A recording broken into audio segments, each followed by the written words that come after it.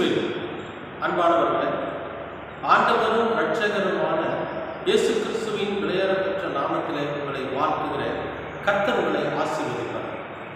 இன்றைய அனுதின உணவிற்காக கர்த்தர் நமக்கு கொடுக்கிற வார்த்தை சங்கீதம் 29 அதிகாரம் 11வது வசனம். கர்த்தர் தமது ஜனத்திற்கு பலன் கொடுப்பார். கர்த்தர் தமது ஜனத்திற்கு சமாதானம் அருளி அவர்களை ஆசீர்வதிப்பார்.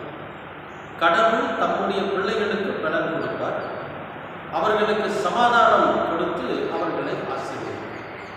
பாருங்க, ஏன் இந்த வார்த்தையை இங்கே சங்கீதக்காரன் தாவீது பதிவு செய்கிறார்னு கேட்டீங்கன்னா, கடவுளோட பிள்ளைகளுக்கு எப்பவுமே சோதனைகள் அதிகமாக இருக்கும். கர்த்தரோட பிள்ளைகளுக்கு தான் சோதனையும் வேதனையும் அதிகமாக இருக்கும். சில நேரங்களில் அந்த சோதனைகளின் நேரங்களில் நாம் என்ன ஆயிருந்தோமா, பலனற்று போயிடும். என்னடா நம்ம வாழ்க்கை இப்படி இருக்குது, எதனால நம்முடைய வாழ்க்கை இப்படி ஆனது, எதையுமே நம்மளால் செய்ய முடியலையா அப்படிங்கிற அந்த பலனற்று போகிறது, சோர்ந்து போகிறது. அப்படிப்பட்ட நிலை வந்துடுவோம் யாருக்கு? கடவுளோட பிள்ளைகளுக்கு. இந்த உலகத்தின் மக்களுக்கு அப்படி அல்ல. ஏன்னா அவங்களுக்கு நிறைய கொடுக்கப்படும், அவர்கள் இன்னொரு வாழ்க்கையை குறித்து அவர்கள் சிந்திக்காதவர். ஆனால் நாம் அப்படி அல்ல. நாம் நல்லா இருக்கணும், நம்மை சார்ந்திருக்கிறவங்க நல்லா இருக்கணும், நமக்கு எதிரில் இருக்கிறவங்க நல்லா இருக்கணும். இவங்க எல்லாருமே இந்த உலகத்தில் இல்லாத இன்னொரு வாழ்க்கை நமக்கு இருக்குது, அந்த வாழ்க்கைக்கு தன்னை தயார்படுத்தி கொள்ளணும் அப்படிங்கிற அந்த எண்ணத்தில் இருக்கக்கூடிய நமக்கு அடிக்கடி சோதனைகளோட வரும். நீதிமான்களுக்கு அநேக சோதனைகள் உண்டு, கடவுளோட பிள்ளைகளுக்கு அநேக சோதனைகள் உண்டு. அந்த சோதனைகள் எல்லாம் வருகிற பொழுது நாம் என்ன ஆயிருப்போம்? பலனற்று போயிருப்போம். அப்படிப்பட்ட சூழ்நிலையில கடவுளோட சமூகத்தில் போய் உட்கார்ந்து, ஆண்டவரே, எதனால எனக்கு இப்படி பலனற்று போயிருக்கிறேன், என்ன காரணத்தினால நான் பலனற்று போயிருக்கிறேன், ஒருவேளை உன்னுடைய பிள்ளையா இருந்தும் கூட நான் ஒரு சில தவறுகளை பண்ணி இருந்திருக்கலாம், உமக்கு விருப்பம் இல்லாத ஏதாவது ஒன்றை நான் செய்திருக்கலாம், என்னை அறியாமலே நான் செஞ்சிருப்பேன். அவைகளை எல்லாம் நீங்கள் மன்னிச்சு, அவைகளை எல்லாம் நீங்கள் பொருட்படுத்தாமல் என்னை அதிலிருந்து விடுவிச்சு எனக்கு ஒரு நல்ல பலனை கொடுங்க, நான் ரொம்ப பலனற்று இருக்கிறேன், எனக்குள்ள பலன் இல்லை அப்படின்னு சொல்லி கடவுளோட சமூகத்தில் நாம் ஜெபிக்கும் பொழுது கர்த்தர் நமக்கு பலனை கொடுக்கும். அந்த பலன் கொடுக்கறது மட்டும் இல்லை, அந்த பலனையும் கொடுத்து கொஞ்சம் சமாதானத்தை உதவும். ஏன்னா பலன் இல்லைனாலே நமக்கு சமாதானம் இருக்காது, போராட்டமாக இருக்கும் மனசு. மனசு பார்த்தீங்கன்னா பேதளிக்கிறதா இருக்குது. என்ன பண்ணுறது, எதிராக பண்ணுறது. சரீரத்திலையும் பலன் இல்லை, மனசுலையும் பலன் இல்லை. இப்போ கடவுள் தான் நமக்கு அதுக்கு கொடுக்கறதுக்கு சரியான தேர்வு நமக்கு யாருன்னு கேட்டிங்கன்னா கடவுள் தான்.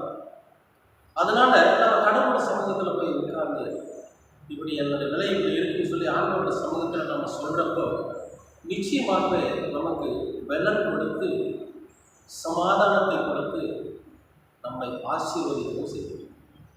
சரீரத்துக்கு பலன் கொடுத்துருவாரு, இருதயத்துக்கு சமாதானத்தை கொடுத்துருவாரு.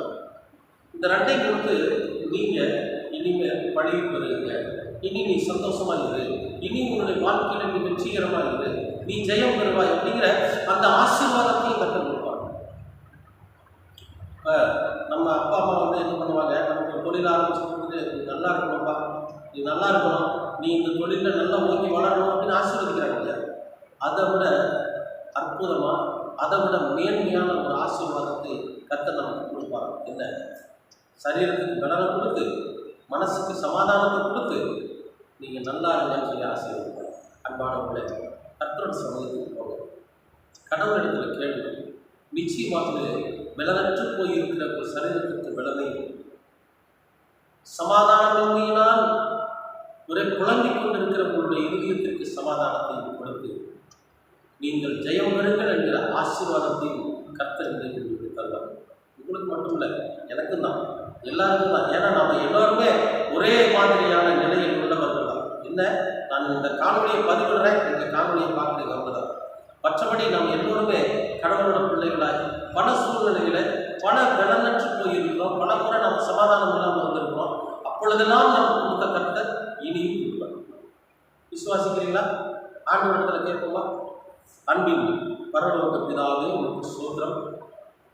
இந்த நாளை நீர் ஆசீர்வதித்து கொடுத்திருக்கிறீர், அதற்காகவும் உமக்கு நன்றி. கர்த்தராவே எங்களுக்கு பலனை கொடுத்து எங்கள் இருதயத்திலே சமாதானத்தை நிலைநிறுத்த செய்து நாங்கள் சுகம் பெற்று நல்ல உழைத்து நல்ல விதத்தில் முன்னேற வேண்டும் என்கிற உங்களுடைய ஆசீர்வாதத்தை நீர் எங்களுக்கு தருவதற்காக உங்களுக்கு நன்றி. ஆண்டவரே, நீர் எங்களுக்கு கொடுத்திருக்கிறபடியே உங்களுடைய ஆசீர்வாதத்தின்படியே நாங்கள் பலன் உள்ளவர்களாய் சமாதானம் உள்ளவர்களாய் இந்த உலகத்தில் ஜீவித்து உங்களுடைய ஆசீர்வாதத்தை பெற்று நாங்களும் உங்களுடைய பிள்ளைகளாய் இந்த உலகத்தில் ஜீவிக்க கிருபை பாருங்கள். தொடர்ந்து உங்கள் கிருபையும் அன்பும் எங்களை வழிநடத்தும்.